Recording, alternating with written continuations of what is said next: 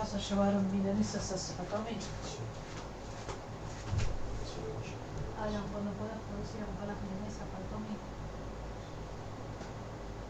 Sí. ¿A dónde te vas vos? A las 12 ya las tiene. A las 12 se las quiero llevar. Bueno, aunque vayas 11:15 a comprarlo.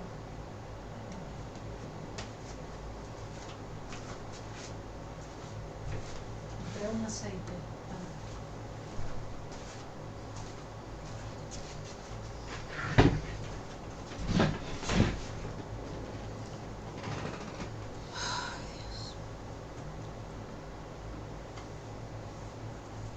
Hoy no lleva la cartulina, Tommy, no. O se iba al pedo. Sí, de 1 hora. Probablemente el horario no es como decían que era todo igual que en diciembre, porque al amigo le pusieron horarios. Tiene que ir el viernes a las 10 de la mañana, así que hoy se entera de los horarios. Ok, no puedo hablar. No. Hola. Aquí de vuelta, ¿qué tal? Hola. Bueno, vamos a empezar. Recording in progress. Tenemos bastante contenido para este fragmento, de esta parte de la clase. Me presento, bueno, Marian me había presentado al comienzo, mi nombre es Luciana Machluk, soy la JTP de la cátedra. Nos veremos en este teórico y seguramente hacia el final del curso de verano, ¿sí? Les voy a compartir pantalla.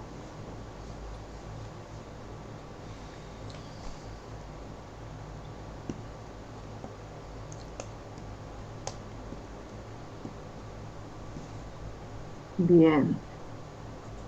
Bueno, como les anticipó Mariana, vamos a trabajar ahora en esta sección del teórico la temática de configuraciones vinculares. Van a ver, se va a linkear con un montón de temas que ya vieron y con temas que van a ver después. Este teórico tiene muchos componentes. Ustedes aquí les voy a hacer un recorrido, les voy a mostrar por dónde vamos a andar. Vamos a ver, bueno, digamos, cuestiones centrales de lo que es una configuración vincular y algunos aspectos centrales para poder ir entendiendo lo que sigue. Vamos a ver los modelos de las configuraciones vinculares en la vejez. Por ejemplo, vamos a ver, ya metidos más en tema, lo que son los diferentes tipos de familia y cómo podemos relacionar estos contenidos, este concepto de configuración vincular y para qué nos sirve pensarlo, incorporarlo en este momento de la cursada. Vamos a ver la abuelidad, los diferentes tipos de abuelidad, los roles, el rol del abuelo, la abuela en las diferentes comunidades y cómo fue cambiando y qué desafíos presenta.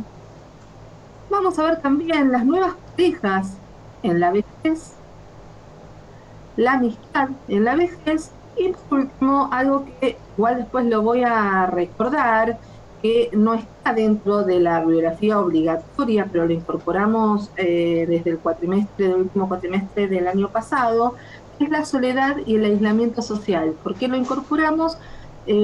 Tomamos esta decisión para ver los efectos que tiene cuando hay carencias. Esto también está muy enlazado con lo que van a ver en los prácticos mañana, ¿no? Cuando hay redes de apoyo que son deficitarias, que no cumplen con los objetivos necesarios y los apoyos que necesita la persona mayor, o cuando hay, digamos, conflictos sostenidos en estas configuraciones vinculares que vamos a ir viendo, y esto repercute en un montón de aspectos de la vida de la persona, afecta al bienestar, y vamos a ver qué consecuencias hay para que veamos en concreto por qué es tan importante esta temática.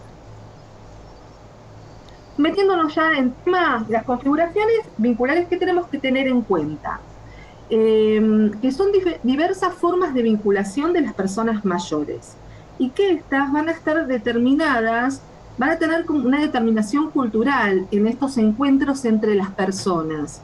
Digamos que va a tener que ver con lo que habíamos visto vieron en los teóricos anteriores del martes pasado, aspectos particulares de la cultura en la que está cada persona mayor, qué es lo que se espera de estas maneras de vincularse, qué es lo que no se espera, cómo está determinado por las etnias, por el género, etcétera. Vamos a ver entonces modos específicos de esta interacción y estos intercambios, ¿no? Y cómo esto afecta, como decía recién en la introducción, las redes sociales, las redes de apoyo social. Entonces, una configuración vincular es el modo en que se relaciona una persona con otra persona, con un objeto, con una institución o con un ideal. ¿Por qué decimos esto? Porque no vamos a detenernos solamente en los vínculos entre personas, sino que también, y como venían ya hablando en el teórico anterior con Mariana, que yo escuchaba que conversaron bastante, desarrolló bastante el vínculo que tiene la persona con su trabajo y los efectos que tienen los cambios, la crisis, el pasaje al momento jubilatorio. Entonces, esto ya lo podemos linkear y podemos pensarlo como una configuración vincular, como la persona, la identidad de la persona está como configurada a partir de este vínculo tan significativo en nuestra cultura, que es con el trabajo, ¿no? Entonces, esta configuración vincular, tanto como otras configuraciones vinculares, ya sea las familiares, ya sea la relación que uno tiene con su propio cuerpo, va a tener, digamos, estos vínculos incidencia en las representaciones y los significados sobre el sujeto. Ahora vamos a ver un poco más, entonces, los vínculos se dan en espacios intersubjetivos, por ejemplo, y que están caracterizado por una bidireccionalidad, esto que decía, así como hay un sentido, entonces, el sentido del vínculo se va dando en la medida que este vínculo se va conformando y el vínculo a la vez conforma esta relación. Entonces ahí se da esta bidireccionalidad de la que hablaba recién. Entonces en la medida que este vínculo se va desarrollando, también va a ir moldeando la identidad de las personas. Y por eso nos vamos a detener en lo que recién les comentaba, las diferentes configuraciones vinculares y los modelos y las teorías que nos ayudan a pensar cómo se dan estas interacciones en determinados momentos y los efectos que va teniendo los cambios en estos vínculos, en estas configuraciones vinculares, y cómo las personas van reaccionando o cómo los grupos van reaccionando a estos cambios, ¿no?, que se dan durante el envejecimiento. Esperen que abajo no veo, ahí está. Entonces, decíamos recién, la identidad es afectada por estos vínculos, cómo se van conformando estos vínculos. Entonces, cuando la configuración va cambiando a partir de momentos de crisis, digamos, de cambios, entonces, ¿cómo se ve afectada la identidad de las personas, ¿no? Por eso nos sirve, y ya linkeamos con el teórico de la semana pasada, de identidad narrativa que dio Ricardo, porque justamente no puede ser pensado el proceso configurativo por fuera de estos vínculos.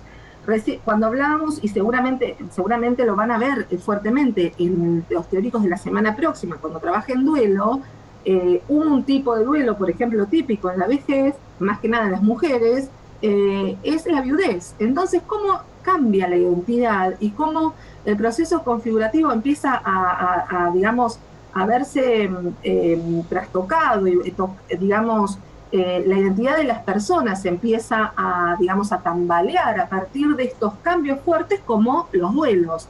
Y los duelos van a ver que no es solamente con estos vínculos familiares importantes, sino también lo que hablaban con Mariana al principio en el primer teórico, el trabajo, el vínculo que se tiene con ese rol laboral, el vínculo que se tiene con eso que yo represento, digamos, la representación de mi rol en el trabajo, el poder que yo tengo en ese trabajo, esos vínculos esas relaciones que fueron teniendo una connotación de vínculo, una importancia a partir de ese intercambio continuo, cotidiano. ¿Qué pasa cuando no está, no? Entonces, vamos a pensar que todos estos vínculos que vamos a mencionar son los soportes materiales de la identidad, ¿sí? Y que estos procesos de cambio que se dan desde como fuertemente, desde empiezan en la mediana edad y que se consolidan y se aumentan en la vejez, van a refigurar la representación de sí. Entonces, ustedes me van habilitando los micrófonos y van preguntando si algo no queda claro o si les ocurre algún ejemplo. Está bueno que tengamos esa interacción. La palabra vínculo, el término vínculo, viene del latín y miren que ya nos da una pista de lo que significa una unión, un lazo, una cadena o una atadura.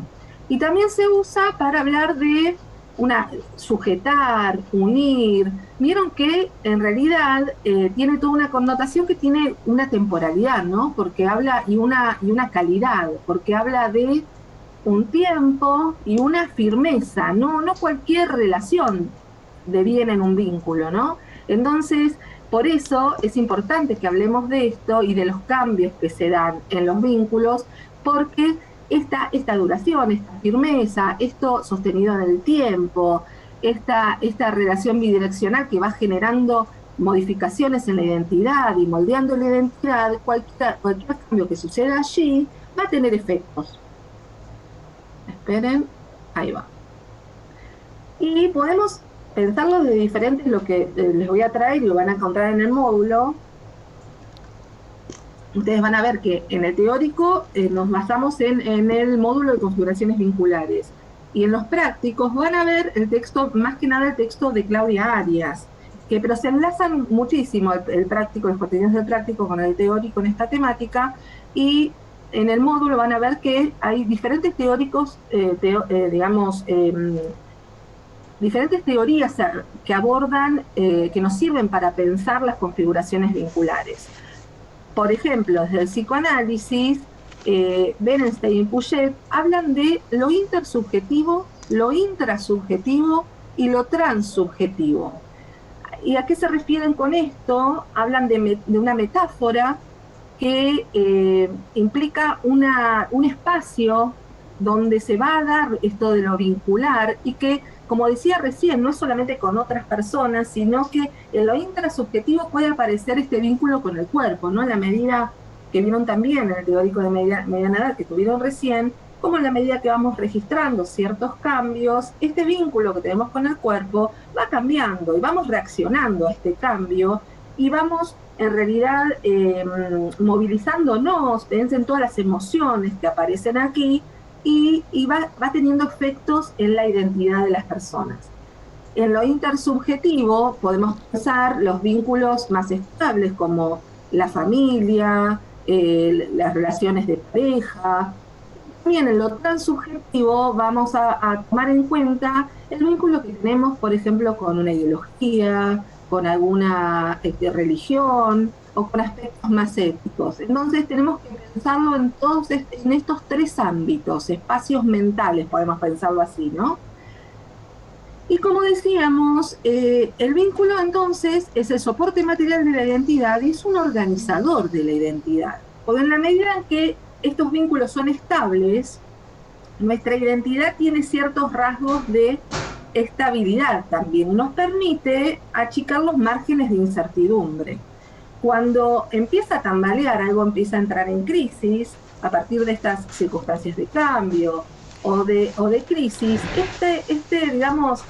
este manejo de la incertidumbre la incertidumbre empieza a estar más presente. ¿Quién soy yo, por ejemplo, si no soy ese jefe que tenía a cargo un equipo que todas las mañanas le reportaba las tareas que tenían por delante? ¿Quién soy yo si no soy esa persona que tenía una figura, de determinadas características, de las que me generaba cierta tranquilidad o yo habitaba el espacio de una manera y ahora lo habito de otra forma, ya sea porque cuestiones más funcionales, como por ejemplo algún tipo de dificultad motriz, entonces tengo que incorporar una ayuda técnica y a mi esquema corporal, porque claro, también esa que vamos a ver más adelante, cuáles son las cuestiones que predisponen a la soledad o el aislamiento, incorporar ciertas ayudas técnicas generan una sacudida en la identidad que es difícil de abordar. Y por eso nosotros, nosotras, ustedes desde el futuro rol de psicólogos, si van a dedicarse a estas temáticas, es muy importante que tengan en cuenta estos pequeños detalles, podemos pensarlo, porque si no tenemos en cuenta la gran importancia que tiene, pero cómo eso puede detonar, por decir una palabra bien rimbombante, que muestre la intensidad de lo que puede ser un efecto de cambio, de estos cambios, puede generar mucho malestar en la persona.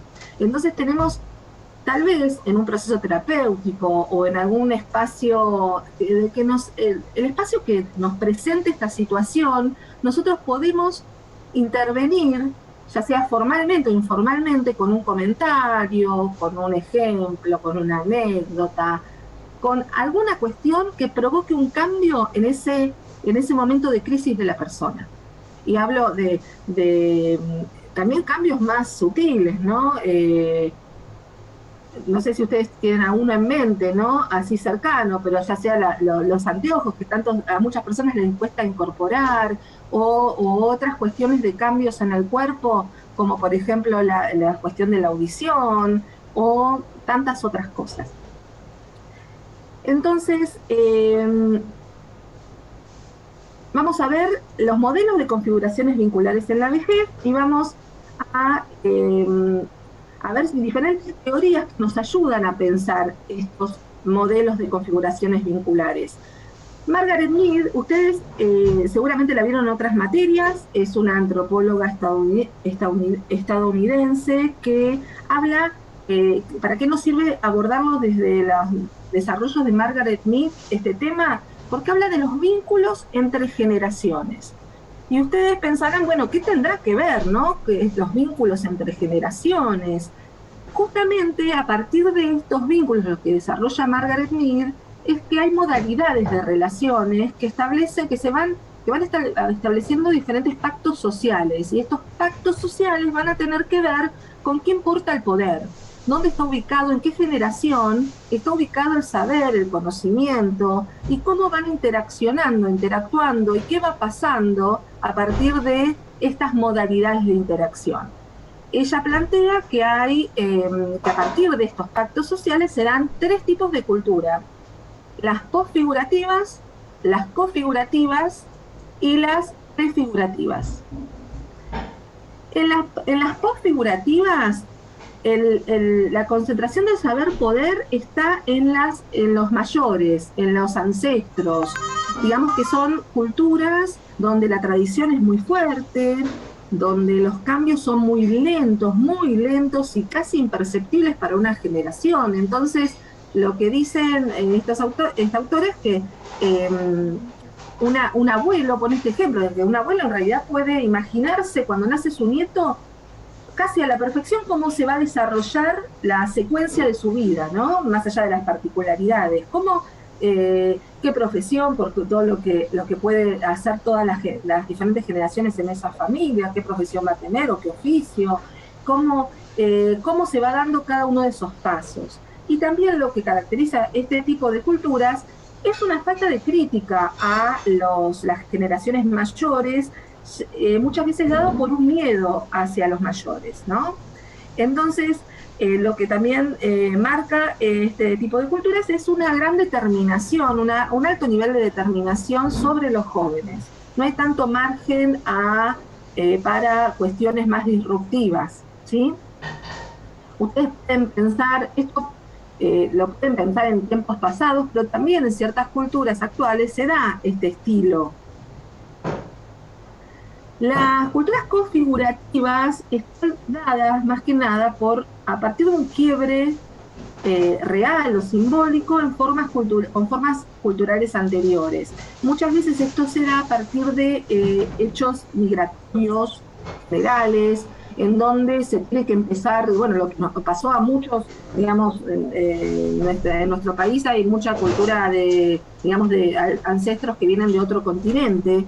Entonces, allí podemos pensar cómo tuvieron que empezar su vida en otro lugar y también se da en procesos revolucionarios, ¿no? Donde se da una convivencia con otros que están transitando la misma situación y ese vínculo, ese lazo con los ancestros no está presente de la misma forma y con el mismo nivel, ese poder que la otra, digamos, forma cultural aparece fuertemente en los ancestros, en realidad va a estar dado más entre los pares, en la misma generación, por ejemplo, ¿sí?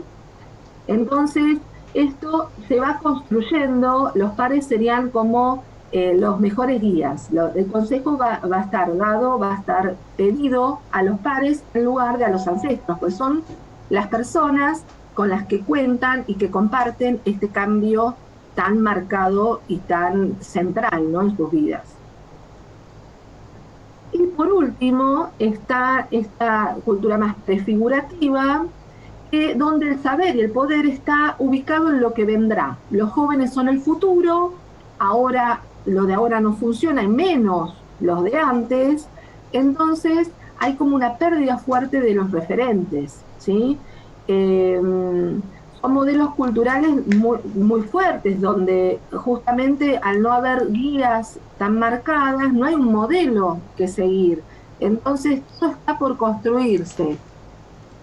¿Para qué nos sirve pensar esto? ¿Sí? Porque tenemos que, justamente lo traemos, porque tenemos que ver digamos, qué efectos tienen estos modelos culturales en la relación, digamos, qué pasa con la vejez en estos modelos culturales, qué pasa con las personas mayores en cada uno de estos modelos culturales. ¿Ustedes qué piensan? Cuando yo iba desarrollando, por ahí ya lo leyeron. Y que va a cambiar la valoración de la gente grande, de la vejez, básicamente, dependiendo de la organización de cada cultura, si es prefigurativa, configurativa. O sea, pienso que capaz no tiene la misma valoración un viejo en una cultura postfigurativa que en una prefigurativa. Bien, va a cambiar en la experiencia de cuando se llega a ese momento de la vejez, eso va a tener sus consecuencias en la subjetividad de cada uno. Bárbaro, Camila, sí. Esto que están diciendo tanto Milena como Camila, que va a tener un efecto, ¿no? Y también podemos pensarlo en relación al empoderamiento, al desempoderamiento, ¿no? Como en la medida que avanza uno en la vida, que va creciendo, que va cambiando de etapa vital, en realidad cómo depende en qué cultura uno se desarrolla, en qué cultura uno está, va a tener cierta carga más positiva o más negativa entrar, ¿no?, en esta etapa de la vejez, ¿sí? Estas transiciones, cuando decimos que están situadas, que tenemos que pensarlo de una manera contextualizada, también pensamos en estos tipos de culturas. Nos sirve para pensar entonces un ordenador, como decía Margaret Mead, es dónde está ubicado el poder, qué saber es el que está más respetado o cuál no está tenido en cuenta, ¿sí? Para empezar a pensar entonces el lugar de las personas mayores en estas culturas. Para empezar a pensar, para seguir pensando, ¿no? Sí. Estaba pensando en las culturas orientales, como el hombre mayor es considerado como el referente y al cual, digamos, es un ejemplo a seguir, ¿no? Y como los jóvenes que ahora están como americanizados, porque están con la música y toda la cultura norteamericana, como la gente adulta los ve como, digamos, la generación que pone en riesgo la propia cultura de ellos, ¿no? Sí. Sí, Mariela, esto que traes es sumamente interesante. También para nosotros, occidentales, bueno, igual hay personas que tienen mucho vínculo, interacción y conocimiento de las culturas orientales y digamos, más allá de que hay como un estereotipo de lo que es la cultura, el respeto hacia los mayores en la cultura oriental, también se da esto que vos decís, estos vientos de cambio en algunas zonas donde se ve este riesgo, donde están conviviendo entonces tal vez dos tipos de cultura en simultáneo, ¿no? Donde aparece este momento de cambio en la modalidad, riesgo de cambio en la modalidad, y donde tal vez uno puede entender a partir de este lector de la realidad algunas reacciones más defensivas, ¿no? De ciertos grupos en relación a otros, ¿no? Porque justamente donde se juega... Sí, Mariela. No, ¿qué es eso? Lo pienso así, como estás diciendo. Se me vino a la cabeza justo este ejemplo.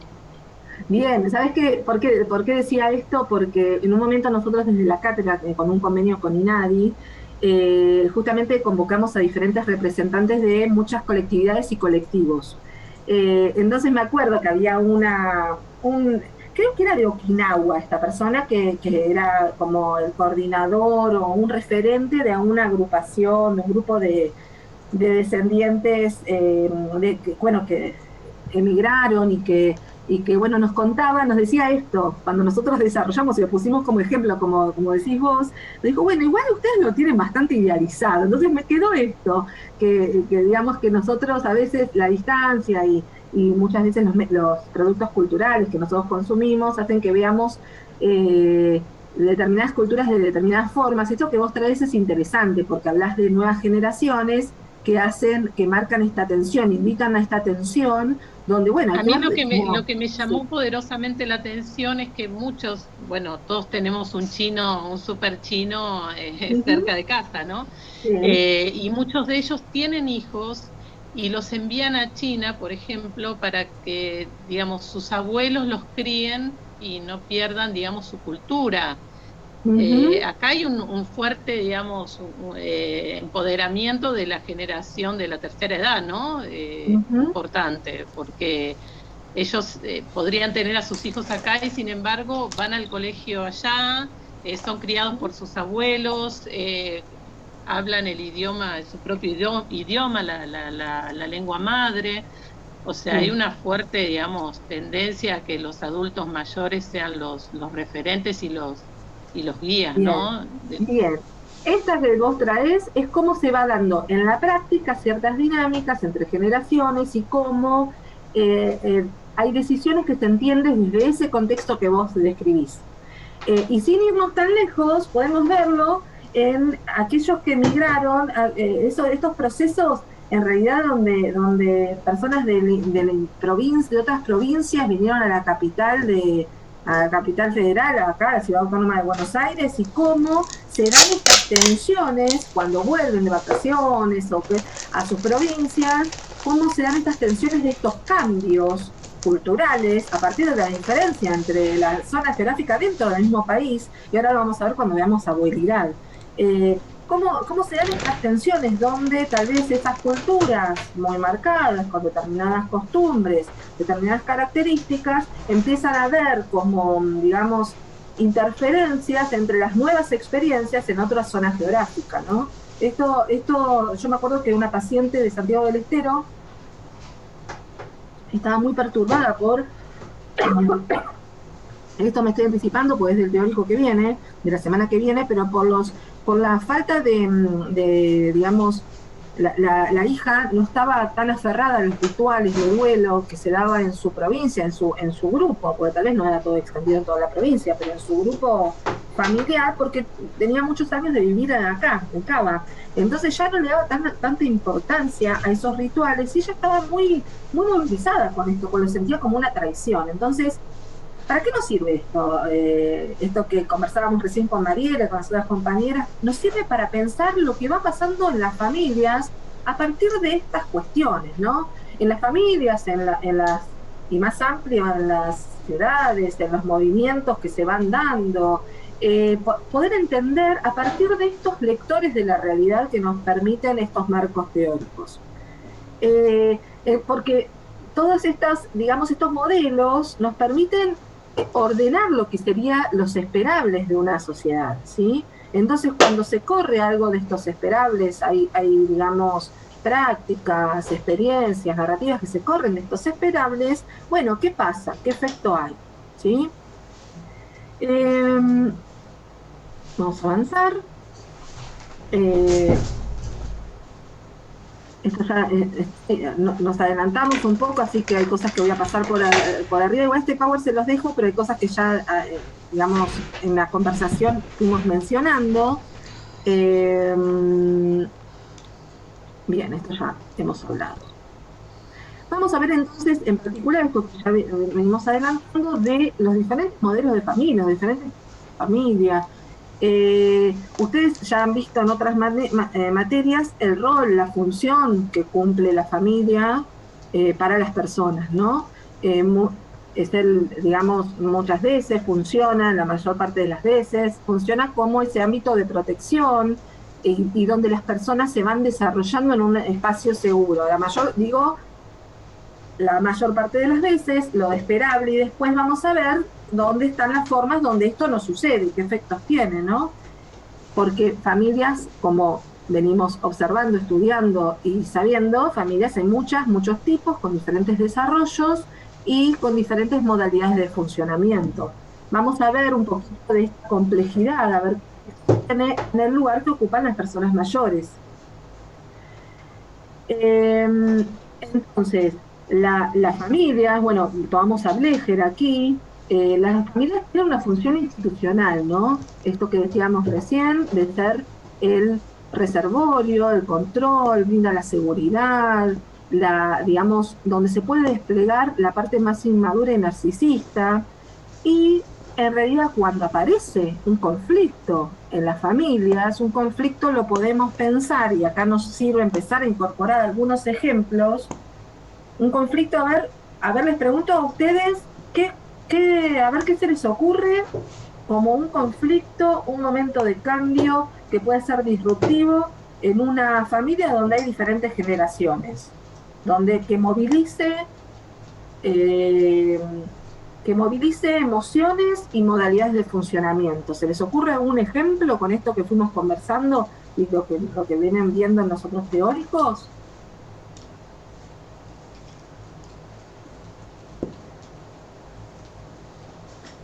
Les doy yo algunos ejemplos entonces. La llegada a la adolescencia de algún hijo, por ejemplo. Bien, ahí donde moviliza ciertas inseguridades. Un conflicto puede ser, como decía la compañera, algún cambio que movilice ciertas, que perturbe, que ponga en movimiento ciertas modalidades de funcionamiento que iban bien, pero que ahora algunas formas de transitar la adolescencia, no solamente la entrada en la adolescencia, sino algunas formas de transitar la adolescencia puede ser muy disruptivo y provocar cambios en esta interacción entre las generaciones. Y si les pregunto cambios en las personas mayores que generen un tambalear del funcionamiento familiar, ¿qué imaginan que puede ser? Digo, yo cuando llega... Perdón. No, está bien, decimos. No, yo pensaba capaz cuando el abuelo cuida a su nieto, como que tiene ese rol de padres también. No sé si está bien. Sí, Valentina, ahora lo retomo. ¿Y Florencia, qué ejemplo ibas a poner? Se me ocurre por ahí la llegada de un nuevo integrante de la familia, o sea, de pasar de, no sé, de ser abuelos a bisabuelos, o por ahí la muerte de algún hijo. Bien, ahí. Vamos a... o a lo mejor alguna dificultad funcional de algún adulto mayor en la familia, ¿no? Que requiera, digamos, un cambio de dinámica familiar en cuanto a cuidados, responsabilidades. Bien. Podría ser la separación de un hijo y entonces vuelve a la casa de los padres. Bien, todos esos ejemplos que pusieron, me gusta porque se pusieron en acción a buscar ejemplos y abarcaron un gran abanico de los contenidos que vamos a ver hoy.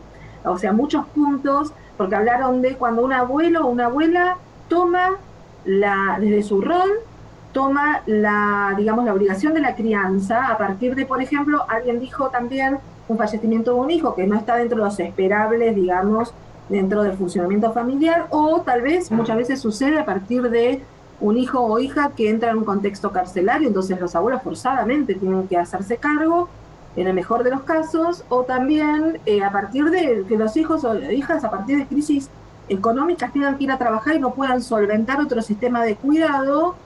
Entonces todas esas situaciones generan interrupciones en la dinámica familiar y las familias pueden tener determinadas reacciones, a veces más funcionales o más disfuncionales. Pero voy a tomar, todas fueron correctas y súper interesantes para desarrollar un montón.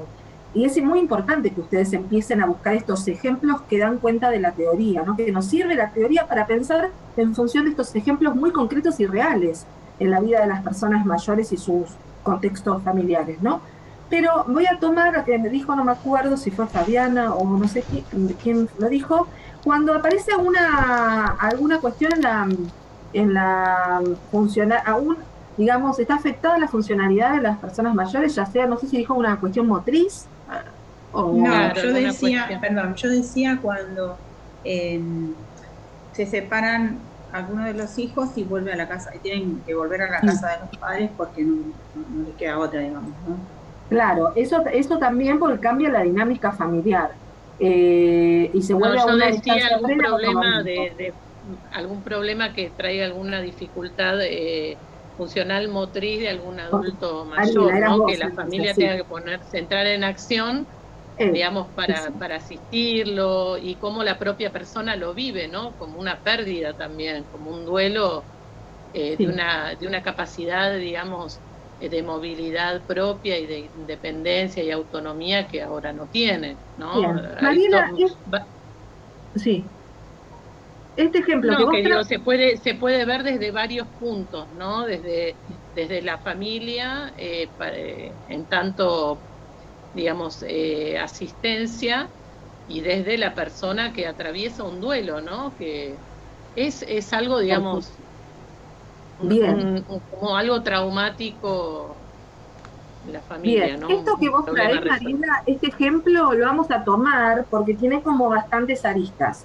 Y justamente a mí me gusta trabajar este tipo de ejemplo porque podemos ver es muy cotidiano, sucede muchísimo, en diferentes tipos familiares. Entonces, ¿cómo reaccionan estas familias a partir de cuestión disruptiva? Todos los ejemplos que mencionaron también tienen su, digamos, su forma de analizar y ver cómo esto disruptivo van reaccionando las familias. Pero para ver estos modos defensivos nos sirve mucho este ejemplo donde aparece alguna dependencia nueva en papá, en mamá, alguna cuestión, por ejemplo, una caída sonsa en la calle de un día para el otro que marca una dependencia abrupta en una persona que se manejaba de manera autónoma, independiente por su vida desde siempre. Entonces, ¿qué efecto tiene en esa familia esta nueva dependencia abrupta donde hay que dar una respuesta, ¿no?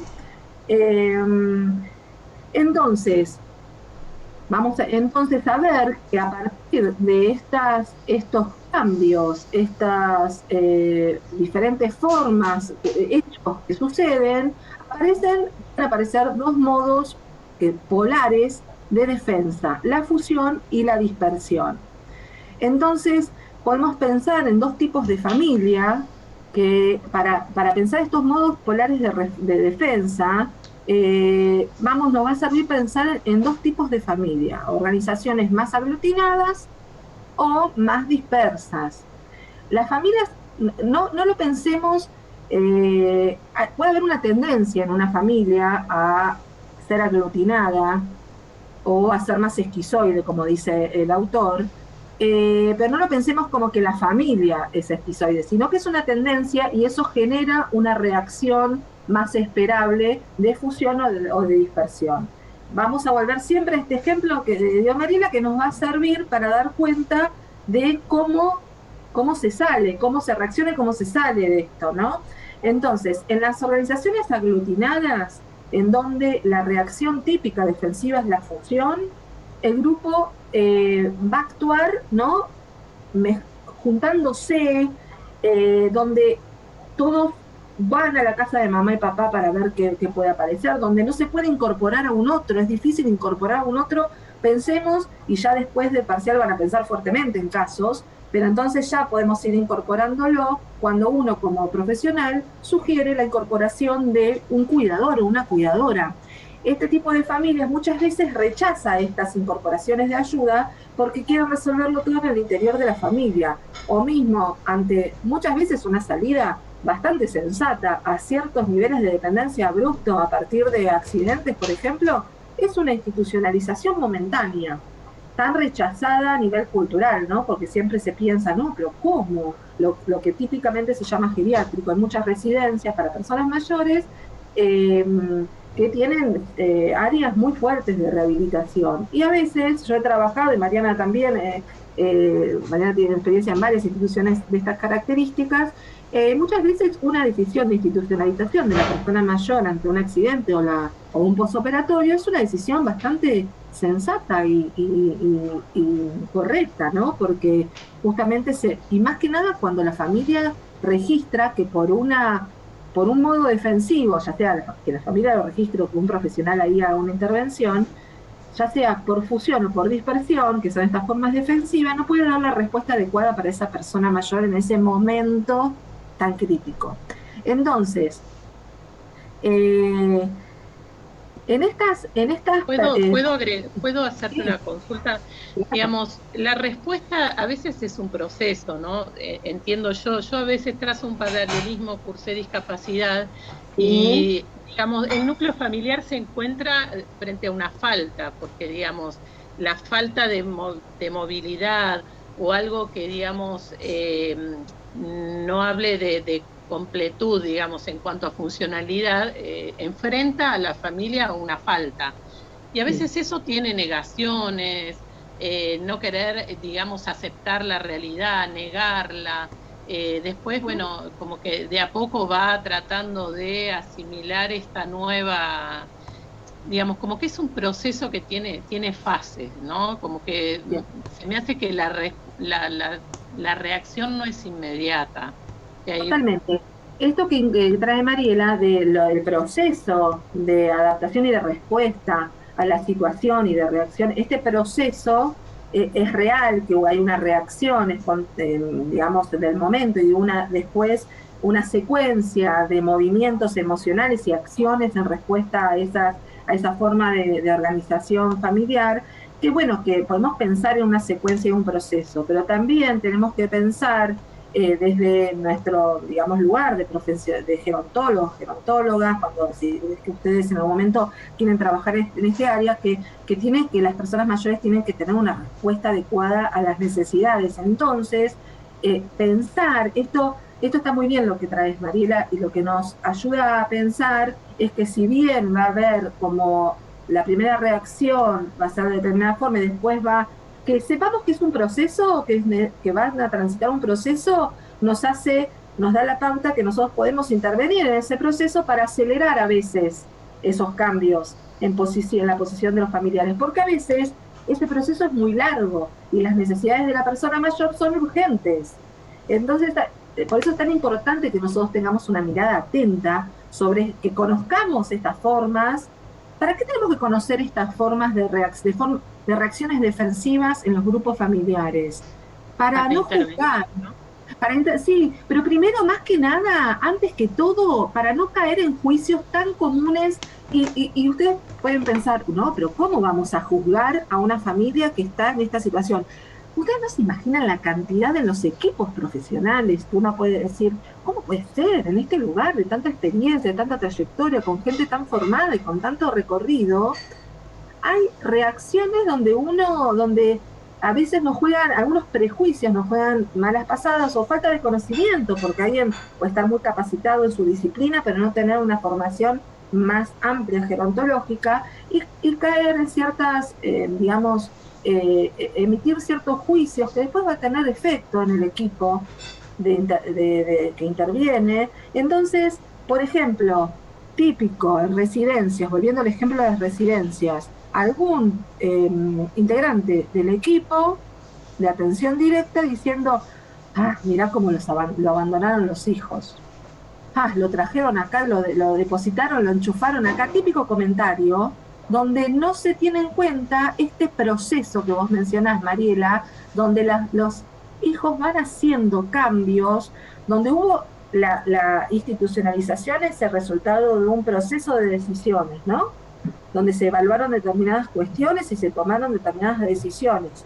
Entonces esta mirada más de foto de la situación hace que las personas a veces desde el prejuicio, si no está esta mirada más, digamos, con conocimientos, con un marco teórico para poder entender esta reacción familiar o cómo se fue construyendo determinada decisión, puede tener efectos nocivos en el tipo de intervención y tener como, digamos, efectos, digamos, intervenciones iatrogénicas, que se piensa que es la mejor que puede suceder, pero tener efectos negativos. Entonces, por eso es muy importante que pensemos... Y aparte también considerar que las decisiones no son definitivas.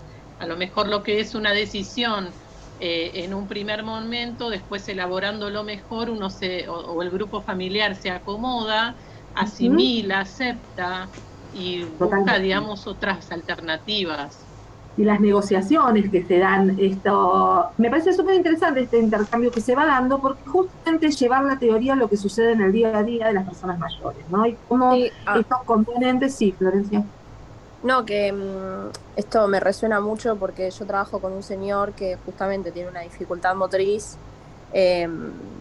y nada, la familia, digamos, es la señora, tiene hijos, sí, pero en el día a día, digamos, está con su mujer y nada, en un principio ya van casi más de 3 años de esta dificultad que él tiene y en un principio nada, ella siempre se negó a por ahí llevarlo a un centro más que sea una rehabilitación por ahí más intensiva y así.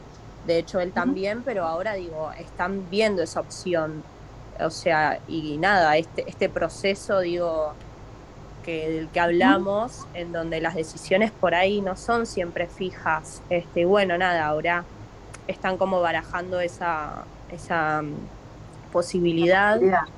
Claro. Y esto, Florencia, que vos traes este ejemplo, si incorporamos a todo esto que ya de por sí es sumamente complejo en las familias, le sumamos la pandemia, ¿no? Que hizo hace 2 años que estas decisiones que ya son súper complejas se complejizaron más aún, porque las familias piensan, y de hecho tenemos muchos ejemplos alrededor de nuestros espacios laborales y familiares de, bueno, pero esto es lo que necesita, pero si yo lo llevo a tal lugar o logramos decidir esto, negociar, mirá si se contagia de COVID, y antes de la vacuna esto era como súper dramático, estas decisiones, porque tal vez lo necesario entraba en contradicción con todo ese escenario negativo de la posibilidad de un contagio en una institución, ¿no? Entonces, miren si venimos acumulando estas complejidades y los efectos que tiene todo este nivel de estrés acumulado, ¿no? Vamos a ver entonces qué pasa en las organizaciones, el otro tipo de organización que llama el autor esquizoide o dispersa, ¿no? Donde estas situaciones, digamos, de crisis, de cambio, lo que estas familias lograron para mantenerse como grupo familiar, las reacciones defensivas o la forma digamos, la modalidad familiar es la dispersión, ¿no? Algunos es los típicos grupos familiares donde hay integrantes que se muevan como muy lejos a nivel geográfico, pero que siguen estando presentes del mismo modo, presentes pero en un sentido intenso, ¿no? Que no es este alejamiento geográfico no resolvió esta intensidad compleja de ciertos vínculos, ¿no? Entonces, cuando sucede algún tipo de evento disruptivo, como lo que hablamos recién, algún tipo de dependencia en el momento, estos grupos familiares reaccionan en realidad con una desesperación de cómo en esto que habían logrado, una dinámica donde cada uno se manejaba como alejado y demás, hay una cercanía que se impone y que hay que resolver algo. Entonces, ahí es donde reaccionan también de forma intensa y podemos pensar ciertas formas donde uno, insisto con esto, si uno no interviene desde un marco teórico, gerontológico, no tiene conocimiento sobre en qué contexto se da esta reacción familiar, puede caer rápidamente en un prejuicio, ¿no? Y puede tener una mirada, digamos, enjuiciadora de, pero mirá cómo reaccionan estos hijos. En realidad, pensémoslo en cierta organización familiar que tiene una historia de muchas décadas, donde hubo cierto funcionamiento que más o menos se llevaba adelante estos vínculos, y esto entra a poner en cuestión esta dinámica, ¿sí? Vamos a avanzar un poco. Sí. ¿Sí? No entendí muy bien en la segunda forma. Sí. O sea, ante lo disruptivo, la familia reacciona dispersándose, digamos, como no pudiendo lidiar o encontrando esa forma para lidiar con el problema, o era una familia ya que era dispersa y ante lo disruptivo eso es como que empeora.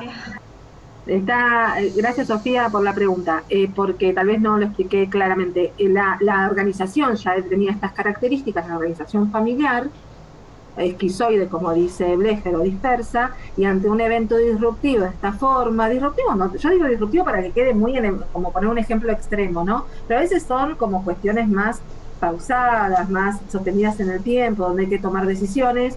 Entonces, pensémoslo así, ¿cuál es digamos, toda la emocionalidad, todas las emociones que aparecen en los integrantes familiares, de los integrantes de esa familia ante ese cambio en esa persona mayor? Por ejemplo, los hijos, que es el caso más típico de este tipo de organización familiar, cuando los padres empiezan a tener ciertas demandas, ciertos niveles de dependencia, que es donde es necesario que los hijos intervengan, ya sea pensando estrategias, ya sea poniendo el cuerpo, cabeza o plata, entonces, ¿cómo reaccionan todo lo que le pasa a esos hijos o hijas?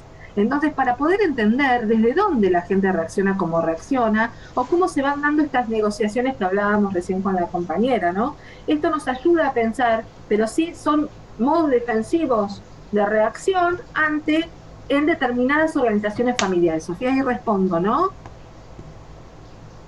Sí, digamos que la organización familiar ya era así, más allá Exactamente, exactamente. Y puede suceder también que se den, no, de nada, que se den, digamos, dos formas en simultáneo, porque tal vez la mayoría de la familia funcionaba de manera fusionada, y un integrante de la familia tiene una reacción más dispersa, más de correrse, y eso la familia lo vive como un desamor y reacciona violentamente, ¿no? Con hostilidad. Entonces, no tenemos que... Esto, algo que me gustaría aclarar, todos estos marcos teóricos, todo esto que nosotros digamos, utilizamos como para entender lo que le pasa a las personas mayores, creo que es una cátedra bastante ecléctica. Nosotros utilizamos teorías en la medida que nos permite abordar la problemática de las personas mayores. Entonces, no tenemos que pensarlo de manera purista, sino como que puede estar sucediendo esto en esta familia que tiene determinadas características, y nos ayuda a pensar estas reacciones y cómo intervenir ante esto, ¿no? Entonces hay una tendencia de determinados tipos de grupos familiares a funcionar de determinada forma y reaccionar defensivamente en una forma relacionada con este tipo de organización. Pero no necesariamente siempre va a ser así. Entonces, Perdón, yo lo pensaba en función de pensar a los adultos mayores en relación a los hijos, o sea, cuando hay varios hijos que quizás ante una situación disruptiva o ante alguna situación, algún episodio, alguna crisis, no todos reaccionan de la misma manera. Entonces, quizás lo pensaba desde ese lugar, no sé si estará bien. Alto caos cuando no hay decisiones, digamos, cuando más o menos los hijos ponen de acuerdo, la cosa más o menos fluye, pero cuando no hay decisiones en común, digamos, no llegan a un acuerdo, se arman situaciones muy complejas que van a haber un montón de casos cuando trabajen en prácticos después del parcial. ¿Alguien más dijo algo? Si podía pasar. Sí, yo quería consultar que por ahí, como comentar algo, que en la familia, digamos, con la que yo trabajo, pasa esto de que por ahí son 3 hijos varones, que por ahí, como viendo esta teoría, pensaría que tomaron por ahí una decisión, una posición más de la dispersión. De hecho, 2 de ellos se mudaron bastante lejos, no son tan de ir a verlos y así a los padres, y por ahí la mujer tomó como más un rol o un modo de defensa más en relación a la fusión con el marido. Entonces puede suceder que se dé esto dentro del mismo grupo familiar, como que... Sí, Florencia, esto que traes es lo que decía, es un buen ejemplo de lo que decía recién, de que en el mismo grupo familiar puede haber como convivencia de diferentes modalidades. Entonces, de acuerdo al vínculo, se reacciona de una manera u otra. Pero, ¿para qué nos sirve esto? Pues no quiero que nos detengamos, pues, como les dije recién, nos sirve esta teoría para empezar a pensar de determinadas cuestiones. Estas cuestiones pues van a trabajar un montón también como intervenciones, pues todo esto nos invita a hacer intervenciones, ¿no? Pero lo van a trabajar en la segunda parte de la materia. Entonces, pero ¿para qué nos sirve pensar esto que fuimos desarrollando recién? Para pensar en el lugar del viejo o la vieja en estas familias. ¿Y qué pasa, por ejemplo, en estas, Salvareza decía que en estas familias con organización aglutinada, muchas veces se dan, lo que dice este fenómeno del viejo en formol. Ante algún tipo de cambio, el objetivo mayor es mantener con vida a la persona mayor. A toda costa. Estoy yendo a un lugar extremo, estoy yendo, y lo que este ejemplo remite, por ejemplo, el encarnizamiento terapéutico. Vieron que en algunas familias hay profesionales que dicen, pero ¿por qué decidir sostenidamente tales intervenciones que no van a lograr ningún objetivo beneficioso cuando ya la persona mayor está en una situación que no puede decidir por sí misma? Entonces, y hay familias que a toda costa buscan realizar intervenciones y uno puede analizarlo de esta forma, ¿no? ¿Qué lugar ocupa esta persona mayor en esta organización familiar que lleva a que estas decisiones sean tomadas más allá de los consejos o las sugerencias o las intervenciones de los profesionales, ¿no? Y también en las familias esquizoides, ¿no? O decían dispersas también, porque esquizoides suena muy fuerte. Quiero evitar digamos, que lo pensemos como una forma, una modalidad familiar y no pensarlo a nivel patológico, digamos, de estructura, pues no va por ahí.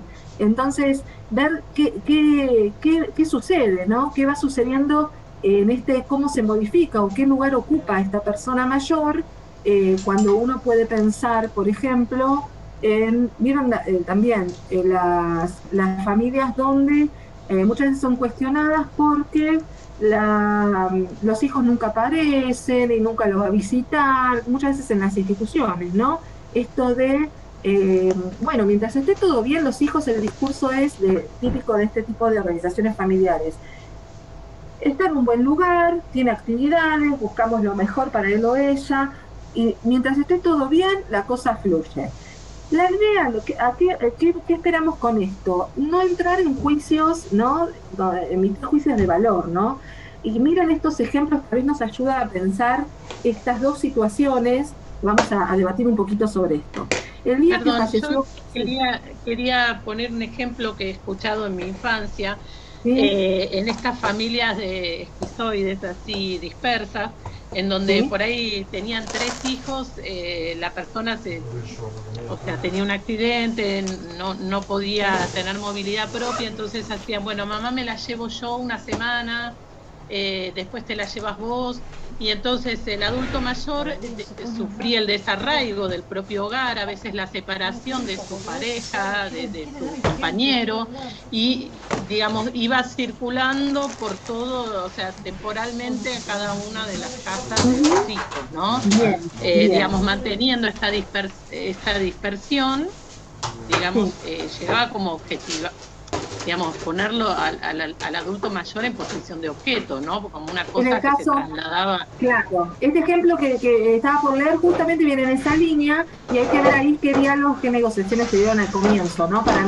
Porque antes se daba mucho también esto, tal vez no hay tantos ejemplos ahora, si bien hay una tendencia, pero digo, también a ver qué pasó, cómo se dieron estas negociaciones y cómo se tuvo en cuenta la opinión de la persona mayor, pudo emitir su opinión, pudo decidir o decidieron por ella. Miren este ejemplo.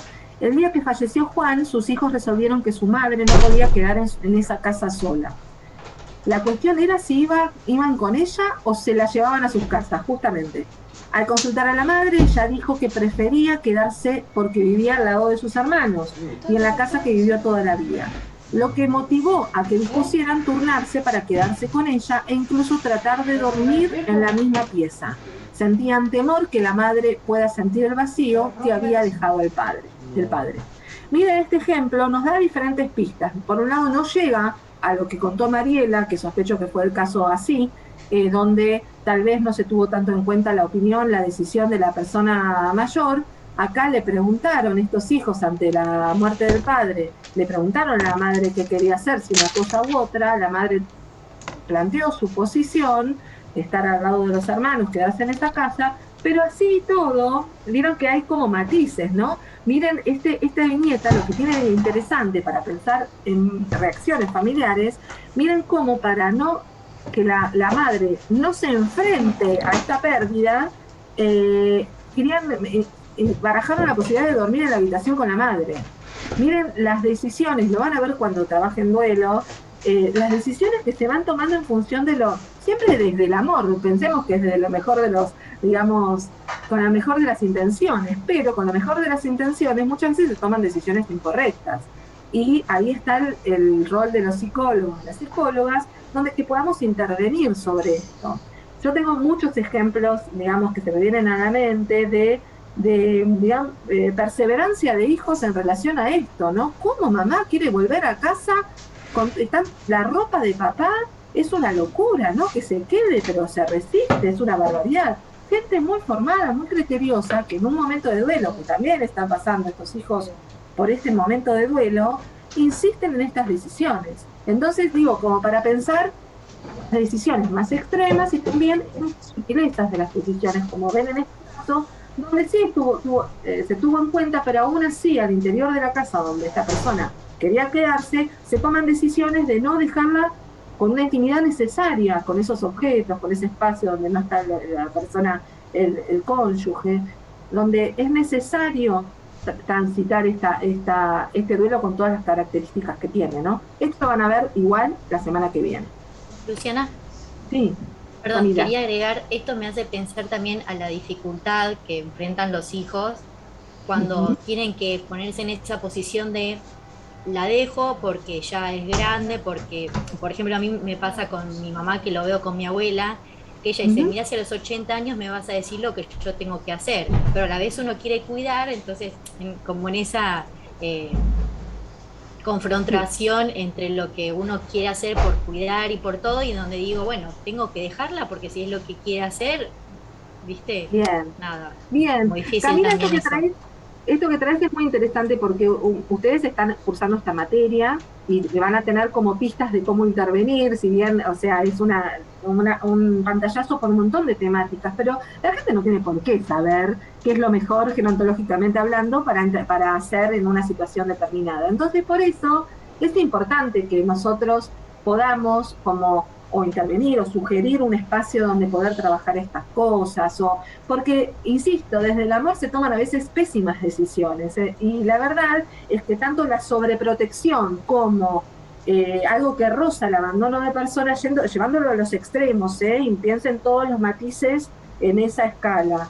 Y a veces hay puntos que desde la sobreprotección uno puede generar que la persona se vaya aislando cada vez más y pierda como habilidades motrices, porque no, yo te lo hago, y la persona va perdiendo la funcionalidad, se va averiando. Entonces, igual que mantenga, que haga todas sus actividades de la misma forma, así no pierde funcionalidad, o que mantenga eso que tanto le gusta, sin revisar el modo en que llega a hacer eso que tanto le gusta. Entonces, ir viendo, ¿no? Van a tener muchos ejemplos en los casos que trabajen en prácticos para ver estas sutilezas.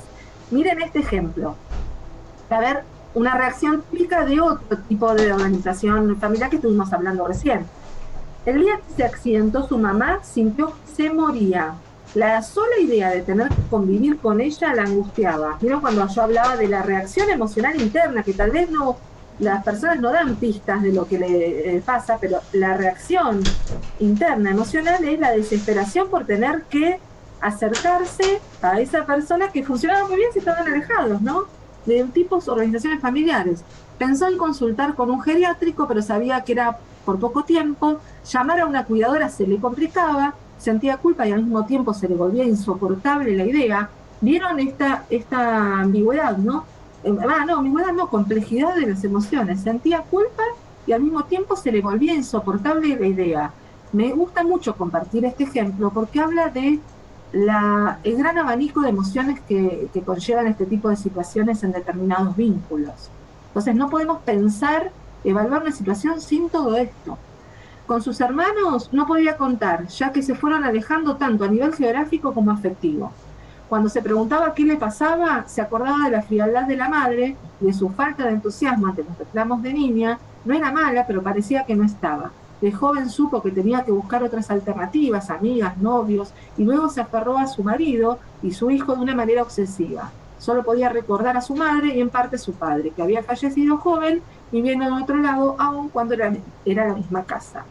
Muchas veces, en situaciones, y vuelvo a lo de la institucionalización, que si bien no es la mayoría de las personas mayores, claramente, esto lo habrán visto, no viven en instituciones ni necesitan nunca una institución, pero digo, es un ámbito donde los psicogerontólogos podemos trabajar, es un ámbito muy interesante para poder intervenir, y muchas veces es un rol fundamental para poder desandar este malestar tanto de la persona mayor como del el entorno familiar, ir viendo esta trayectoria de los vínculos y qué lugar ocupa este nuevo momento donde a veces parece que están todos en una situación bélica y en realidad emergen conflictos que se van arrastrando, o modalidades o estas reacciones que a veces uno, insisto, puede reaccionar prejuiciosamente, tiene que indagar y trabajar para poder entender, no emitir un juicio rápido, ¿sí? Vamos a avanzar porque estos temas los vamos a ver, todo está en el módulo, lo que vamos a ver, menos la última parte que les dije, lo de soledad y aislamiento, así que quiero que nos quede unos minutos para eso. En cuanto a la abuelidad, volviendo, retomo y refuerzo que esta configuración vincular también está justamente marcada e influenciada y formada por todos los componentes que tienen que ver con la parte más socioeconómica, las variables de género, ¿sí? De etnias, del lugar geográfico. Entonces esto va a imprimir como determinadas características a los vínculos de abuelidad, ¿sí?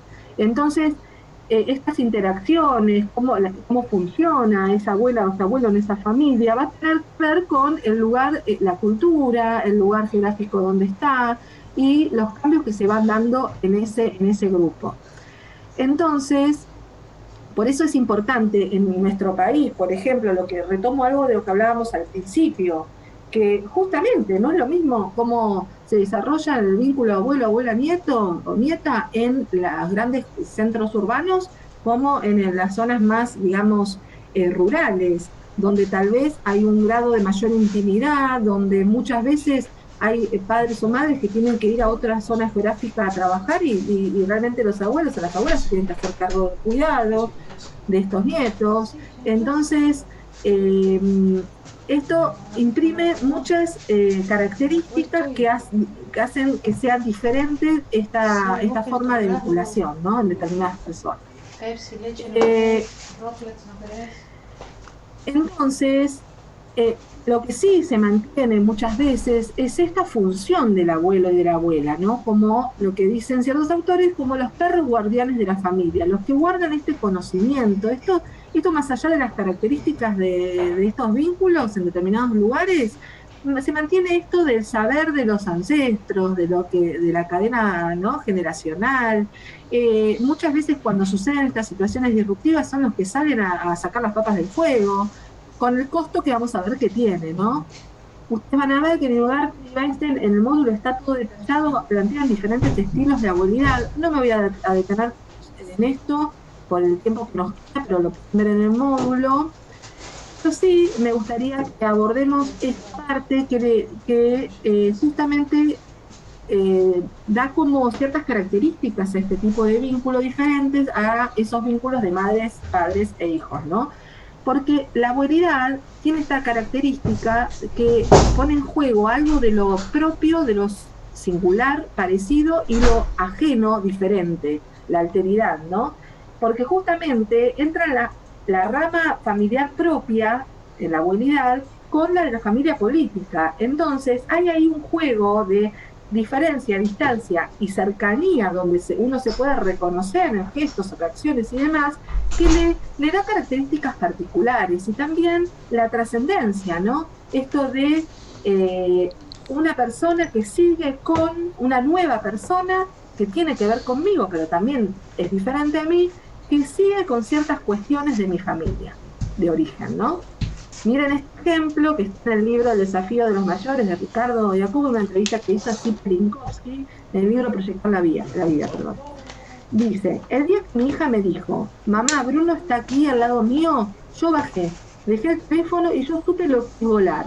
Y eso me lo dio mi primer nieto. Es ver tu vida que continúa, esto que le decía recién. Está allí, siempre hay algo tuyo ahí adentro, una mirada, una forma de expresión, un pensamiento, una necesidad. Te reconoces en ellos que aparentemente no tienen nada que ver con vos, no estuvieron acá adentro y sin embargo te reconoces en ellos, en las cosas que les gustan, en las cosas que no les gustan, en gestos, en miradas, en pensamientos. Hablo con ellos 3, 4 veces por semana cuando estoy afuera o más. Hola, ¿qué tal? ¿Cómo fue la escuela? Chau, chau. Pero sentirlos, ¿no? Esto, el lugar que ocupa este vínculo, no pasa por la frecuencia, que no pasa por la intensidad, pero sí, va a tener características particulares en cada familia, pero la importancia de este vínculo para poder entender también ciertas reacciones y ciertas situaciones, ¿no? Porque así como vemos estas características, podemos ver los problemas, los conflictos y los efectos a veces nocivos que tienen algunos excesos, algunas formas no tan saludables que vienen a tener que, a partir de cambios o de cuestiones no trabajadas, ciertas formas de encarnar este rol, ¿no? De habitar este rol. ¿Por qué les decía esto? Muchos autores empezaron a ver que en aquellas personas que no tenían como objetivo en su vida, digamos, que no era justamente lo que querían hacer durante todos los días de su vida, empezaron a tener obligaciones de cuidado con nietos o nietas, empezaron a ver efectos en la salud, ¿no? Efectos negativos. Empezaron a investigar sobre el alto costo que tenía esto en el bienestar de las personas. Empezaron a detectar, hay autores que hablan de ciertos síntomas, ciertas patologías, pero sí donde empieza a haber mucho padecimiento, ¿no? Entonces nosotros tenemos que ver, esto también aparece, recién hablaban con Mariana en el teórico anterior, los cambios en la vinculación en los procesos jubilatorios, ¿no? Entonces en los procesos jubilatorios también aparece la necesidad a veces de poner límites, y esto también nosotros como psicogerontólogos tenemos que trabajar esto con las personas que están transitando esta etapa, porque en muchas ocasiones nos cuentan esto en diferentes tipos en diferentes lugares geográficos, en diferentes personas que de diferentes trabajos, con diferentes profesiones u ocupaciones, pero lo que en común tiene esto, que los que tienen hijos y nietos te dicen, la verdad que lo que tengo miedo, nos dicen muchas veces, es, veo que hay mucha expectativa sobre que yo voy a cuidar a mis nietos todo el tiempo. La verdad no sé cómo decirles que yo no quiero todo el tiempo, que quiero mantener este vínculo y tener más actividades, pero no todo el tiempo. Y cómo uno interviene sobre eso, ¿no? Muchas veces en los programas prejubilatorios se trabaja esta cuestión de los límites y cómo anticipar para que no estar en esta situación de manera, esta encerrona, ¿no? Donde no se puede salir porque ya la situación se armó y no hay como mucha posibilidad de movimiento. Mucho para trabajar y para prevenir o intervenir si ya la cuestión hay padecimiento en juego, ¿no? Siempre, insisto, cuando hay otras personas, a mí me pasó en el programa prejubilatorio que justamente había un participante, un varón, que nos decía, todo el discurso gerontológico justamente va en este lado de que las personas elijan un proyecto que sea significativo después de la jubilación y demás, y esta persona nos decía en un grupo creo que era de Jujuy, nos decía, mi proyecto es ser remisero de mis nietos. Y entonces los compañeros dijeron, ¿cómo remisero de tus nietos? Sí, porque yo siempre ahora también me levanto más temprano para llevar a cada uno, a cada integrante de mi familia, a sus trabajos, a sus ocupaciones, y yo quiero llegar al momento de jubilarme para tener todo el tiempo disponible para llevar fundamentalmente a un nieto que jugaba al fútbol, y a él le gustaba mucho llevarlo a los partidos, a los entrenamientos, y a la hija también, a todos lugares. Los compañeros reaccionaron, no, pero ¿cómo puede ser? Pero te están usando, pero ¿cómo? Vos tenés que tener tu proyecto personal. Hasta que pudimos entender todos, porque también yo podía caer fácilmente en esa recomendación, que él realmente quería eso, y lo estaba diciendo, claramente. Entonces, a veces uno también tiene una mirada como muy estructurada con ciertas cuestiones, y tenemos que escuchar el discurso de las personas realmente, a ver por dónde va esa construcción de proyecto, ¿no? Porque a veces sí quiere hacerse cargo de los nietos muchas horas por semana. Y no está ni bien ni mal, esto es algo a diseñar, digamos. También otras configuraciones vinculares que tenemos que ver en la vejez son las nuevas parejas. Y ahora el teórico, bueno, van a ver algunas cuestiones en el teórico que viene, que es el teórico más complicado de la cursada, el erotismo de Ricardo Jacobi, van a ver algunas cuestiones en relación a esto, pero sí lo que me gustaría detenerme es en digamos, lo esperable dentro, pensar en lo que se espera de las personas mayores en estas culturas, en este momento histórico, que no siempre en determinados grupos familiares y demás está habilitado esto de nueva pareja en esta edad. Entonces, muchas veces las narrativas de las personas mayores, cuando cuentan sobre nuevas parejas, vienen a dar cuenta, los argumentos, a justificarse, a explicar por qué, y esto habla de tal vez una, digamos, poco habilitación para que se dé. Por suerte cada vez más, y hay mucha producción cultural, tanto series como películas, y obras de teatro, donde esta temática está en escena, y se puede y ayuda a pensar, a aceptar y a transitar estos momentos de una manera mucho más saludable. Hay una incluso con el manejo del dinero también, ¿no? En relación a las parejas nuevas, ¿no? Totalmente. Porque ahora tiene esta pareja y está gastando todo su ingreso en esta pareja, como que, digamos, le quitan la autonomía en relación al manejo de su propio dinero. Lo he escuchado en amigas incluso. Sí, llegando a cuestiones de violencia patrimonial, económica, sí.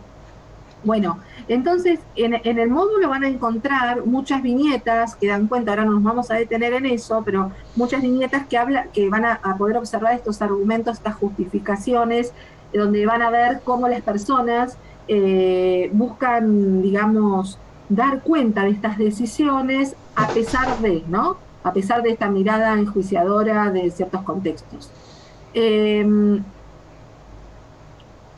Vamos a avanzar un cachito.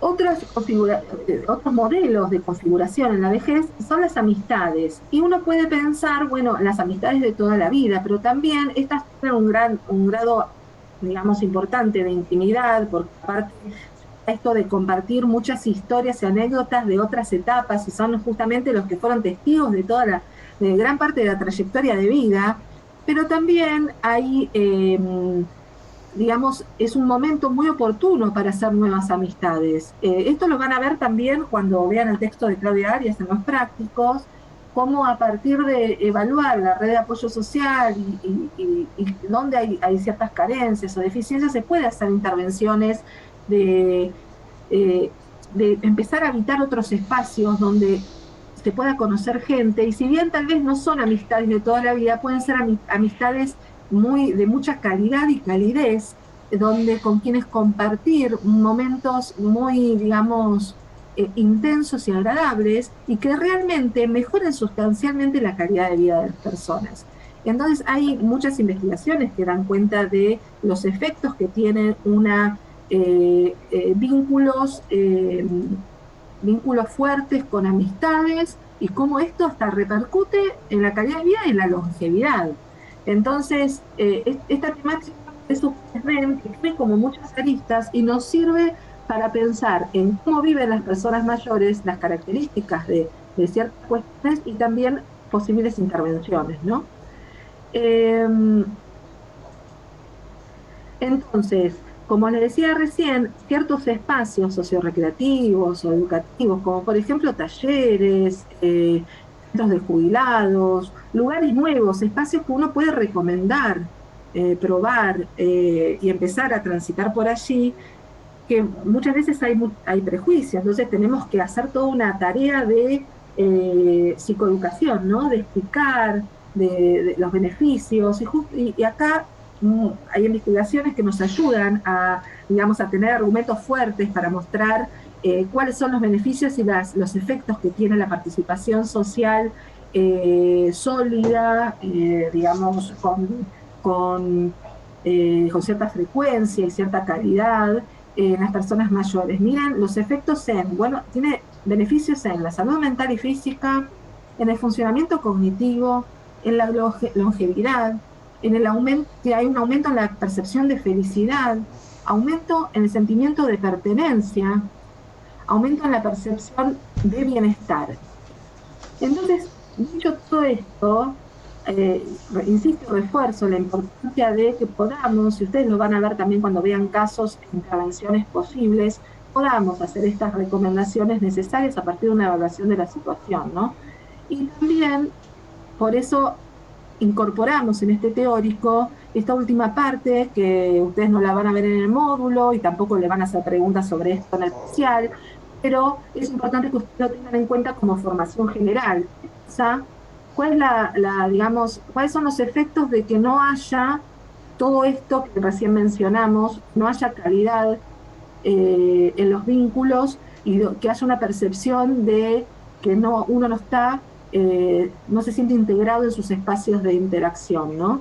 Entonces, ¿cuáles son los efectos? Y van a ver la cantidad de efectos y de riesgos que hay cuando suceden. Ustedes saben que una diferencia. Por un lado les quiero decir una cosa, incorporar, a ver cuántos minutos tenemos. Bueno, tenemos 8 minutos.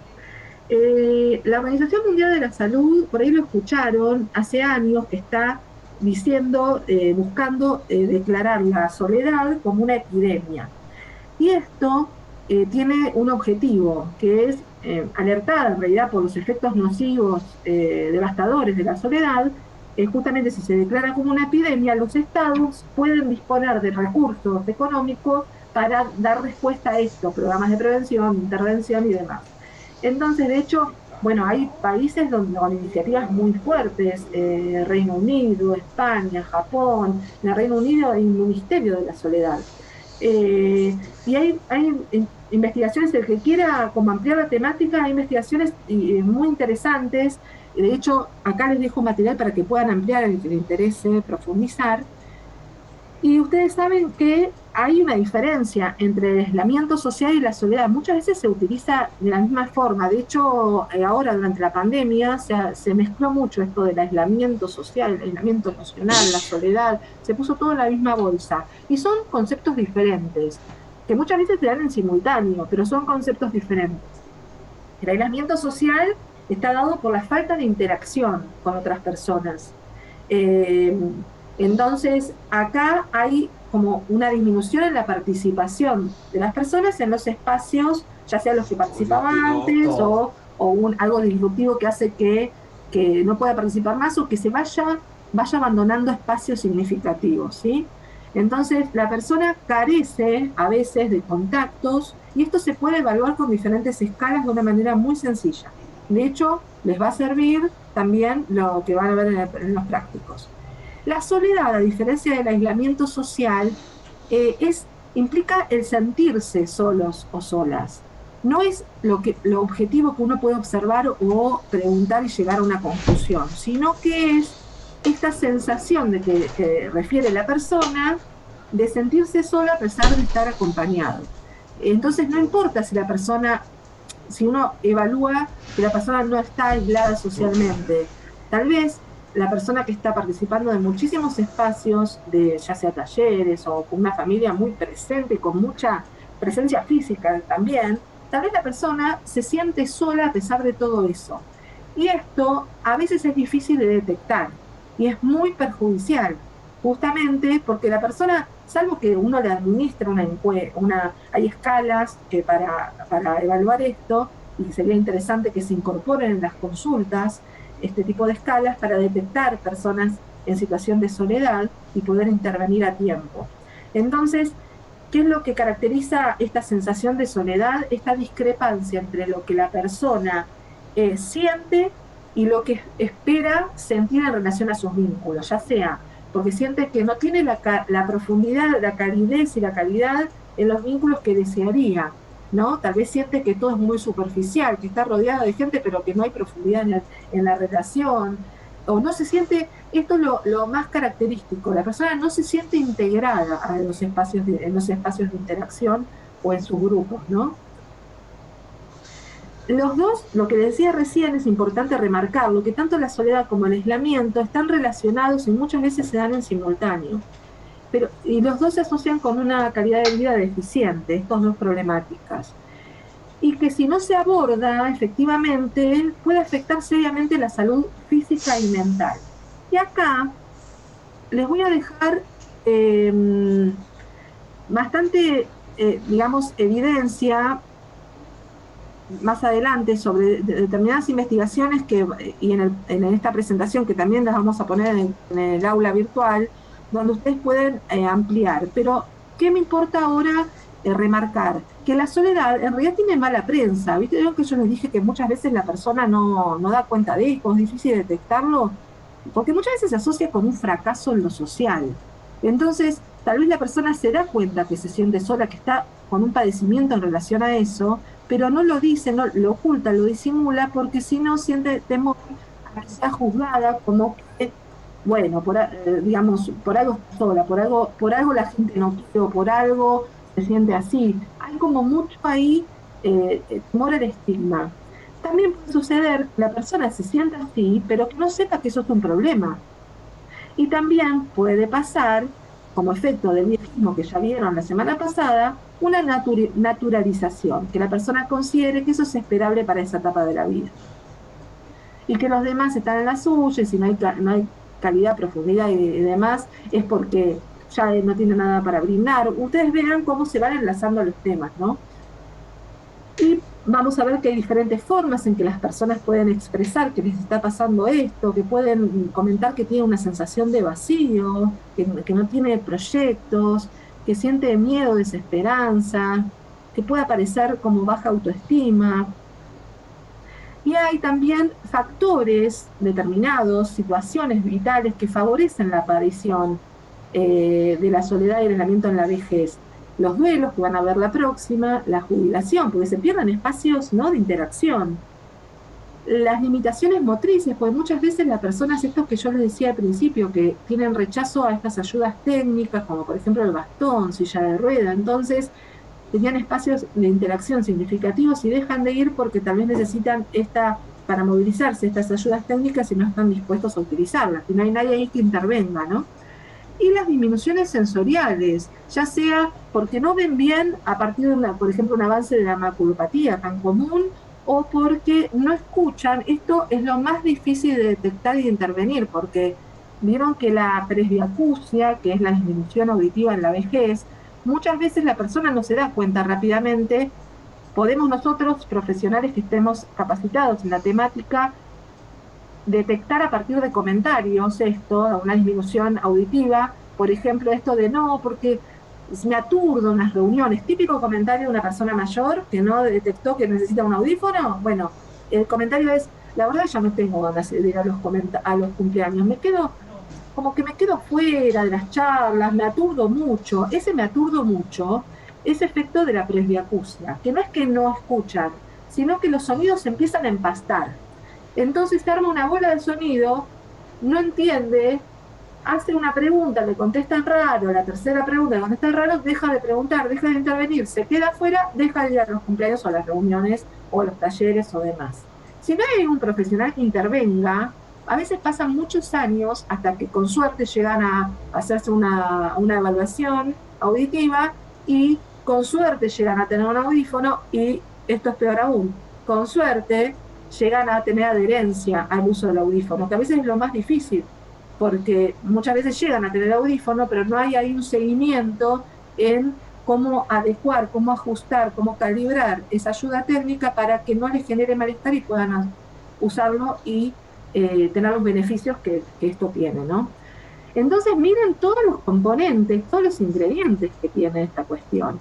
Y les hago solamente un comentario así como, pasando como muy por arriba de las diapositivas, pero me interesa que lo lean con detenimiento, estas que les voy a dejar, que es el impacto en la salud física. Ustedes tienen que saber, y esto es importante para que vean la importancia del asunto, que la soledad y el aislamiento incrementa el riesgo de muerte tanto como la obesidad. Incrementa el riesgo cardiovascular, la posibilidad de morir prematuramente. Acá les dejo las referencias para que puedan ir a las investigaciones que llegan a estos resultados. Hay mucha investigación en esta temática. Se considera que es un riesgo de enfermedad y mortalidad, y que una persona que se siente sola y aislada tiene mayor riesgo de sufrir enfermedades físicas y mentales, tales como sintomatología depresiva, deterioro cognitivo. Hay mucha investigación sobre el tema del Alzheimer en relación a la soledad, fragmentación del sueño y elevación de la presión arterial, y también la soledad se asocia con riesgos de experimentar ideación suicida o intentos de suicidio. Entonces, hay otra investigación longitudinal alemana sumamente interesante y que indica que en 15.000 personas, adultos alemanes de entre 35 y 74 años lo hicieron, y que arrojó este resultado, que mayores niveles de soledad lleva a tasas más altas de depresión, ansiedad e ideación suicida, y que esto es independiente de las variables de edad, sexo, pareja y nivel socioeconómico. Ustedes acá, me imagino que ya advirtieron el grado de complejidad que tiene este riesgo, ¿no? Entonces, ¿qué podemos hacer? Y con esto voy cerrando por si hay alguna pregunta. ¿Qué podemos hacer frente a esto? Yo lo dividí en 3 puntos. En principio, sensibilizar e informar. Tenemos que divulgar esto. La verdad que, no sé si ustedes lo escucharon en algún lugar, ahora se habló bastante del aislamiento y los efectos a partir de la pandemia, pero antes no se hablaba mucho de esto.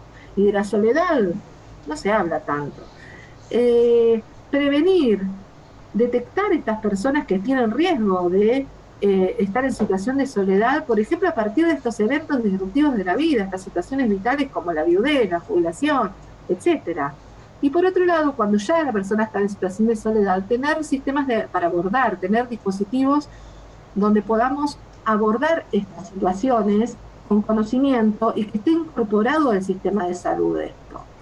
Dejo de compartir y insisto en esto, incorporar al sistema de salud es tan sencillo como incorporarlo en, por ejemplo, la entrevista digamos, las consultas de los médicos geriatras o admisiones en cualquier lugar gerontológico. Sencillo como incorporar algunas escalas y estar advertidos de estos riesgos.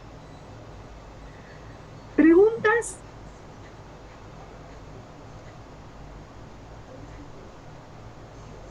Los apabullé con tanta palabra.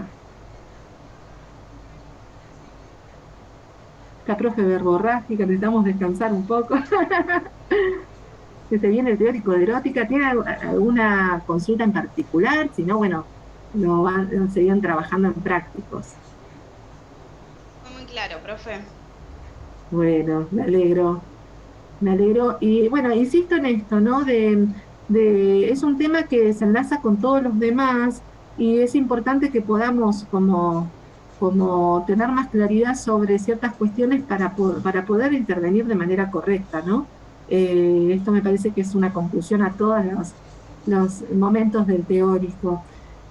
Bueno, gente, Marian, tienen hasta las 12, 10 minutitos, ¿no? Menos cuarto, sí, porque Menos nos queda cuarto. ver toda la unidad 3. Sí, no, si las dejo. Bien. 15 minutos. Bueno, menos cuarto, de seguro ya se conecta Ricardo, así que ya estamos. Bárbaro. Bueno, nos veremos en otro momento. Suerte en los parciales. Gracias, profe. Chao, chao. Chao, chao.